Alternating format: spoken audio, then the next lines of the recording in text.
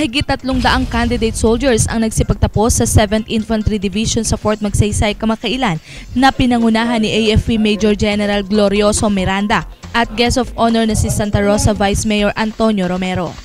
Ayon kay Major General Miranda, umaasa ang AFP na gagampanan ng maayos at magiging tapat sa kanilang mga tungkulin ang mga bagong sundalo. They must be able to perform yung designations and tasks that will be given to them. Lahat ng privates na nag-graduate ngayon, lahat ng candidate soldier which they are just been enlisted into a private, they will be inserted into sa tinatawag natin na squads natin. Yung rifle squads natin sa Philippine Army. Ito yung pinaka-molecule ng Philippine Army. And then yung strength natin. Isa si Marvin Bernardino na tubong Cavite sa mga nagsipagtapos bilang isa sa mga pinakabagong miyembro ng Armed Forces of the Philippines. Aniya, hindi matawaran ang galak na kanyang nararamdaman kaya isang pangako ang binitiwan niya para sa publiko. Papangalagaan ko po itong aking serbisyo at ipapatataguyod ko po ang AFP at lahat po ng mga katulian sa ating bansa sa aming lulupin.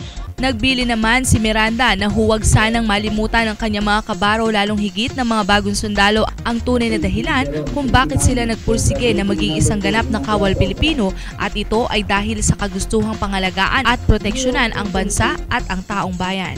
Yung sinumpaan ninyo, huwag ninyong kakalimutan. And I would just like to share to you, as your commanding general, now I am a major general na nagmula nung na-commission ako ng presidente ako.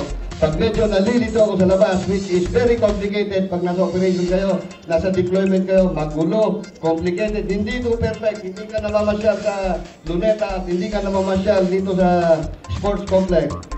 Out there, it is very complicated, and there is only one that guided me until now that I am now the commanding general. I always go back to the very thing that tinake off. Yung nag-take off kami noon, hindi ko kinakalimutan yan. Pag ako ay nandito, papalik ako doon.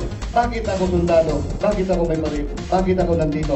Samantala, malungkot man at nakikidalamhati sa mga kaanak ng mga nasawing 44 na pulis sa Maguindanao, ayaw nang magkomento ni Miranda sa nangyaring insidente.